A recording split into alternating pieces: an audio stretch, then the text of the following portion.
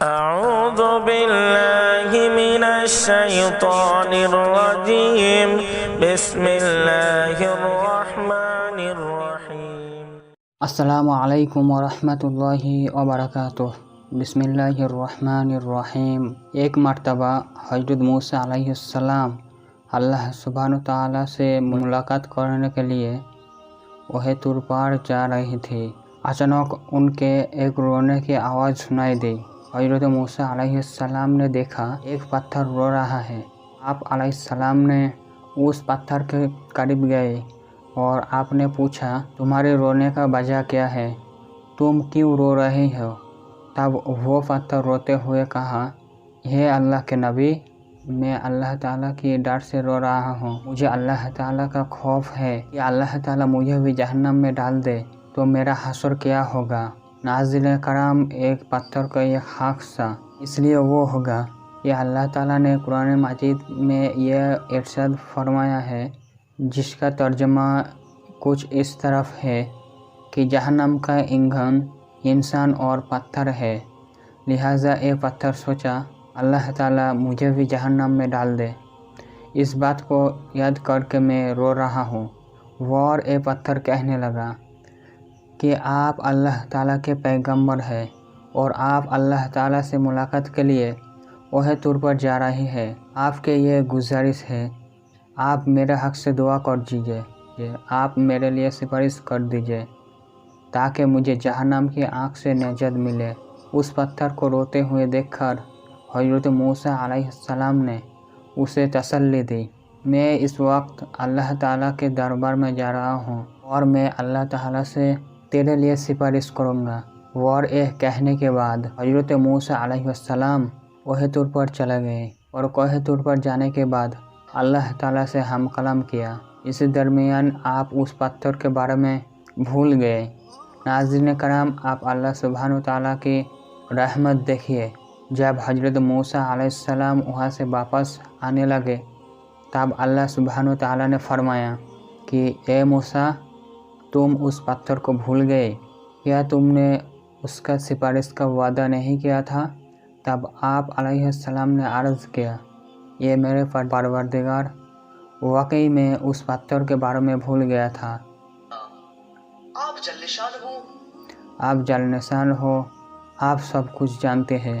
اللہ تعالیٰ نے فرمایا، جاؤ اس پتھر کو کہہ دو ہم اس کی مغفرت کر دیں، اور اس کو بخش دیا اور اس پتھر کے ساتھ اسے جہنم میں داخل نہیں کیا جائے گا۔ آپ علیہ السلام خوش ہوتے ہوئے واپس آئے اور اس پتھر کو خوشخبری دی اور وہاں سے چلے گئے۔ کچھ دن بعد ایک بار پھر حضرت موسیٰ علیہ السلام اسی راستے پہ کوہ طور پر اللہ سبحانہ تعالیٰ سے ملاقات کے لیے جا رہی تھی۔ پھر حضرت موسیٰ علیہ السلام کو اسی پتھر کو رونے کی آواز سنائی دی تو انہوں نے اس پتھر کے قریب گئے اور پوچھا، تم کیوں رو رہی ہو؟ اللہ تعالیٰ کی طرف سے خوشخبری دی تھی، مگر تم اب کیوں رو رہی ہو؟ تو وہ پتھر کہنے لگا، پہلے تو میں اللہ تعالیٰ کی ڈر سے اور خوف سے رو رہا تھا، اب میں اللہ تعالیٰ کے محبت میں رو رہا ہوں۔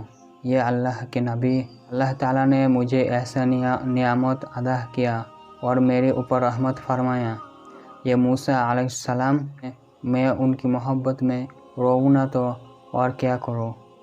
اللہ اکبر۔ ناظرین کرام، ایک پتھر اللہ تعالیٰ سے خوف کی اور اللہ تعالیٰ کی محبت میں رو رہا ہے۔ اللہ تعالیٰ نے ہمیں سب کچھ دیا، مگر اس کے باوجود ہم لوگ اللہ تعالیٰ کے شکر ادا نہیں کرتے۔ اللہ تعالیٰ ہمیں رزق دیتے ہیں اور ہر وقت جینے کے لیے آکسیجن دیتے ہیں، مگر پھر بھی ہم لوگ اللہ تعالیٰ کی نافرمانی کرتے ہیں۔